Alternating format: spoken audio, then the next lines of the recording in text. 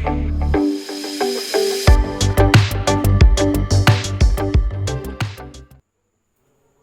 के point of view से देखें तो एक और बहुत इंपॉर्टेंट कॉन्सेप्ट है प्रॉफिट एंड लॉस में, वो है selling prices of two objects अगर बराबर दिए हों, अगर दो ऑब्जेक्ट के सेलिंग प्राइस बराबर दिए हों तो उसके रिगार्डिंग भी क्वेश्चंस कई बार एग्जाम में पूछा गया।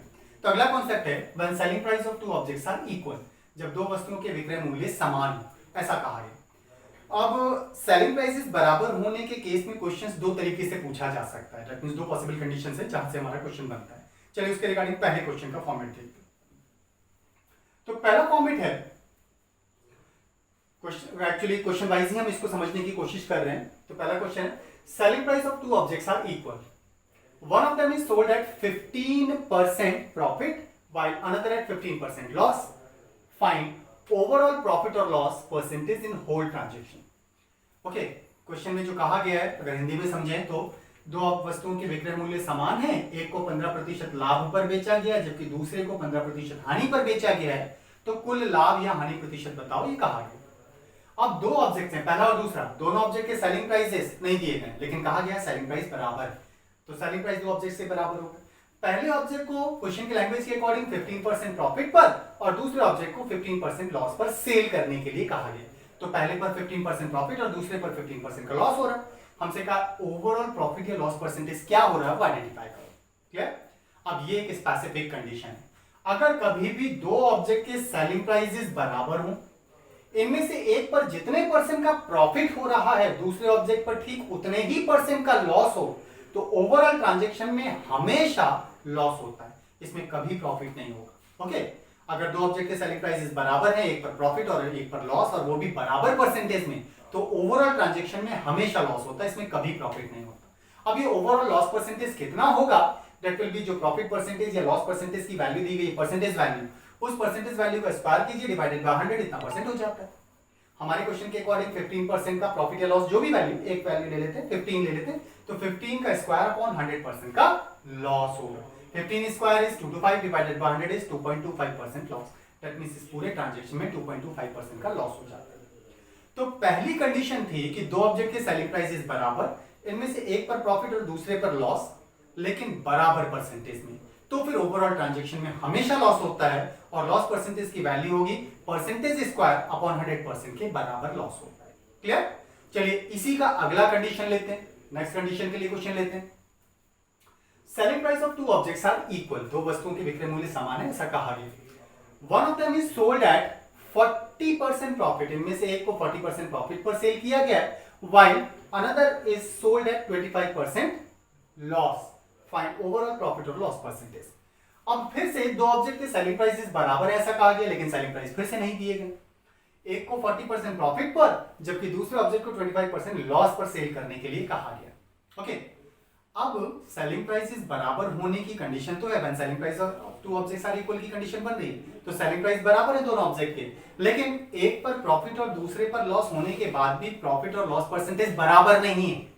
और जब प्रॉफिट और लॉस परसेंटेज बराबर ना हो, ओके, तो फिर ये बात मैटर नहीं करती कि दोनों प्रॉफिट है दोनों लॉस है, एक प्रॉफिट है एक लॉस है, सेलिंग प्राइसेस बराबर हैं या नहीं है, हमारा क्वेश्चन अब डिस्क्रिप्टिव हो जाता है, हम डायरेक्टली शॉर्ट में क्वेश्चन सॉल्व नहीं कर पाएंगे। ओके, तो अब हमारे क्वेश्चन के अकॉर्डिंग फर्स्ट और सेकंड ऑब्जेक्ट का सेलिंग प्राइसेस तो बराबर दे ही रखें। ओके, ये स्पेसिफिक कंडीशन तो है क्वेश्चन में, एक को 40% प्रॉफिट और दूसरे को 25% लॉस पर सेल किया गया।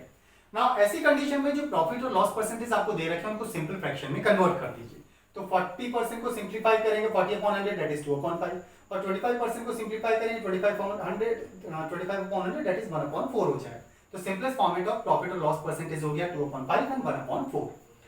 इनमें से जो डिनोमिनेटर है वो हमारे कॉस्ट प्राइस को डिनोट कर रहे हैं, ओके, 5 एंड 4, और जो न्यूमेरेटर की वैल्यूज हैं वो प्रॉफिट और लॉस को डिनोट कर रहे हैं। इसका मतलब 5 रुपए पर 2 रुपए का प्रॉफिट हो रहा है और 4 रुपए पर 1 रुपए का लॉस हो रहा है। तो सेलिंग प्राइस कितने हो जाएंगे, 5 पर 2 का प्रॉफिट, इसका मतलब कितने में बेचा गया होगा, 5 2 7 रुपए में बेचा गया होगा। नाउ इधर अगर हम देखें लॉस वाले केस में तो कॉस्ट प्राइस है 4 रुपीज का और लॉस हो रहा है 1 रुपीज का, दैट मींस अब क्या होगा, 4 पर 1 रुपए का लॉस, इसका मतलब 3 रुपए में बेचा गया होगा, तो सेलिंग प्राइस हो गया 3 रुपीज। लेकिन क्वेश्चन की जो कंडीशन थी वो ये थी कि selling price should be equal, तो सेलिंग प्राइस बराबर होने चाहिए ऐसा कहा गया था। तो सेलिंग प्राइसेस बराबर हमसे कहा गया था, सेलिंग प्राइस 7 और 3 हो रही है तो बराबर नहीं है, तो बराबर बनाओ। बराबर बनाने के लिए क्या करें, 7 और 3 को 7 से 3 को और 3 से 7 को मल्टीप्लाई कर देते हैं, बराबर हो जाएंगे। क्लियर, हमें बराबर करने हैं किसी भी तरीके से। बट रिमेंबर, जिस वैल्यू से आप सेलिंग प्राइस को मल्टीप्लाई करेंगे उसकी करस्पॉन्डिंग कॉस्ट प्राइस को भी उसी वैल्यू से मल्टीप्लाई कर देंगे। ओके, तो 7 को 3 से मल्टीप्लाई तो 5 को भी 3 से मल्टीप्लाई कर देंगे। इधर अगर हम 4 को 7 से मल्टीप्लाई करते हैं तो फिर उधर ऊपर जो हमारा कॉस्ट प्राइस है उसको भी हम 7 से मल्टीप्लाई करेंगे। क्लियर, तो कॉस्ट प्राइस की वैल्यू 5 इंटू 3 15 और सेकंड ऑब्जेक्ट के लिए 4 7 से 28, जबकि सेलिंग प्राइस की बात करें 7 3 से 21 3 7 से 21, सेलिंग प्राइसेस बराबर। अब अगर सेलिंग प्राइसेस बराबर हैं तो टोटल कितने में खरीदा गया कितने में बेचा गया, अगर हम बात करें तो टोटल खरीदा गया 5 3 से 15 एंड 7 4 से 28 दोनों को मिलाकर दैट मींस 43 में खरीदा गया हो, और टोटल बेचा कितने में गया 7 3 से 21 21 42 में बेचा गया। 43 में खरीदकर 42 में अगर बेचा जा रहा है तो प्रॉफिट या लॉस, लॉस। ओके, कितना 43 माइनस 42 1 रुपीज का लॉस हो जाएगा। तो लॉस परसेंटेज कितना, लॉस अपॉन सीपी इंटू 100%, तो लॉस है 1, सीपी है 43 into 100 that means 100 upon 43 rupees percent का हमें लॉस हो रहा है। सिंप्लीफाई करते हैं, 43 से सिंप्लीफाई तो होगा नहीं, तो मिक्स फ्रैक्शन में आंसर निकाला जा सकता है, डिपेंड करेगा ऑप्शंस कैसे दिए गए आंसर के।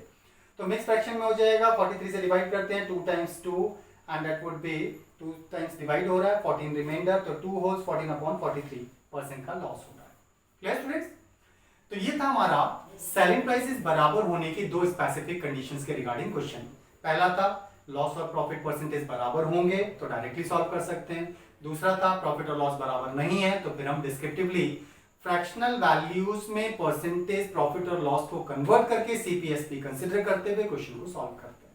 क्लियर, यहां ये बात मैटर नहीं करती कि सेलिंग प्राइसेस दिए हैं या नहीं दिए हैं, डजंट मैटर, इससे हमें कोई फर्क नहीं पड़ता, हम परसेंटेज की वैल्यूज को ही यूटिलाइज करके क्वेश्चन को सॉल्व कर लेते हैं। क्लियर, चलिए अगला इंपॉर्टेंट कॉन्सेप्ट आता है, वो है कॉस्ट प्राइस, सेलिंग प्राइस और एमआरपी। जिन तीन प्राइसेस को हम एक्चुअली जानते हैं उन तीनों के बीच में रिलेशन के बेसिस पर भी क्वेश्चन पूछा जाता है। तो तीनों के रिलेशन के बेसिस पर क्वेश्चन की अगर हम बात करें तो relation between cost price, selling price और एमआरपी, इनके बीच में रिलेशन की बात करें तो हमारे पास तीन प्राइसेस है, कॉस्ट प्राइस, सेलिंग प्राइस और एमआरपी। ओके, कॉस्ट प्राइस पर प्रॉफिट या लॉस लिया जाता है और एमआरपी वो ऑब्जेक्ट है जिस पर कस्टमर को डिस्काउंट ऑफर किया जाता है। ओके, कोई भी अगर कस्टमर डिस्काउंट लेना चाहे तो उसे कौन से प्राइस पर दिया जाता है, एमआरपी पर दिया जाता है। देखिए एक बात याद रखिएगा कि एमआरपी वो प्राइस है जिसे डिसाइड किया जाता है। कैसे डिसाइड करते हैं, कॉस्ट प्राइस को बढ़ाकर हम एमआरपी को डिसाइड करते हैं। क्लियर, अब एमआरपी अगर डिसाइड किया जा रहा है तो फिर अगर कॉस्ट प्राइस को बढ़ाया जाता है तो फिर जो भी सेलर इस प्राइस को डिसाइड कर रहा है उसे ये बात पता है कि कोई भी कस्टमर बिना डिस्काउंट के ऑब्जेक्ट को परचेज करता ही नहीं, इसका मतलब वो डिस्काउंट भी डिसाइड करेगा। दैट मींस किसी भी ऑब्जेक्ट में प्रॉफिट, लॉस, डिस्काउंट परसेंटेज का अगर क्वेश्चन दिया हो तो इन तीनों प्राइसेस के बीच में रिलेशन का कॉन्सेप्ट पता होना चाहिए। ओके, जब एमआरपी पर डिस्काउंट देकर कोई भी सेलर किसी ऑब्जेक्ट को सेल करेगा तो क्या वो लॉस बियर करने के लिए सेल करेगा? बिल्कुल नहीं, क्योंकि कोई भी सेलर किसी भी ऑब्जेक्ट का या कोई भी मैन्युफैक्चरर किसी भी ऑब्जेक्ट का प्रोडक्शन प्रॉफिट के लिए करता है, लॉस के लिए नहीं करता है। इसका मतलब जब भी डिस्काउंट परसेंटेज का कॉन्सेप्ट होगा तो वहां लॉस नहीं हो रहा होगा, दैट मींस हमेशा प्रॉफिट होगा। ओके, तो एमआरपी वाले कॉन्सेप्ट में जनरली प्रॉफिट ही रखा जाता है, वहां लॉस नहीं होता।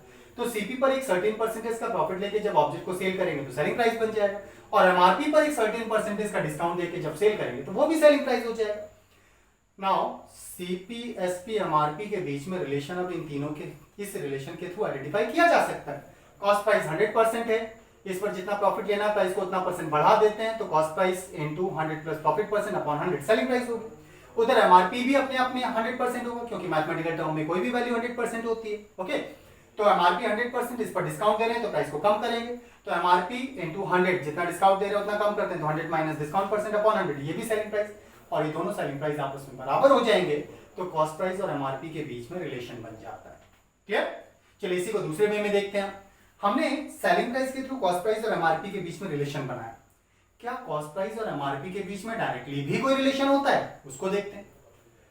कॉस्ट प्राइस पर एक सर्टेन परसेंटेज का प्रॉफिट लेके सेलिंग प्राइस बना था और एमआरपी पर एक सर्टेन परसेंटेज का डिस्काउंट दे करके सेलिंग प्राइस बना था। अब कॉस्ट प्राइस और एमआरपी के बीच में डायरेक्टली रिलेशन कोई होता है क्या? होता है, क्योंकि एमआरपी इसी कॉस्ट प्राइस को एक सर्टेन परसेंटेज से इंक्रीज करके तो डिसाइड किया जाए। इसका मतलब कॉस्ट प्राइस और एमआरपी के बीच में इंक्रीज परसेंटेज का रिलेशन हो जाता है। अब ये इंक्रीज परसेंटेज कितना होगा ये आइडेंटिफाई करने का क्वेश्चन बनता है। ओके, अब इसका कॉन्सेप्ट आपको याद रखना होगा। इंक्रीज परसेंटेज की वैल्यू होती है सेलर जितने भी परसेंट का प्रॉफिट लेना चाहता है वो वैल्यू, और जितने परसेंट का डिस्काउंट देना चाहता है वो वैल्यू, दोनों को प्लस कीजिए, divided by 100 minus discount percent into 100%. So increase percentage will be profit percent plus discount percent upon 100 minus discount percent into 100%. ये increase percentage हो जाता है. ओके, अब किसको इंक्रीज करना है? कॉस्ट प्राइस को. तो कॉस्ट प्राइस को इंक्रीज करने के बाद एमआरपी आ जाएगा. So MRP will be cost price into 100 plus increase percentage upon 100. ये ऑब्जेक्ट का एमआरपी हो जाता है. क्लियर?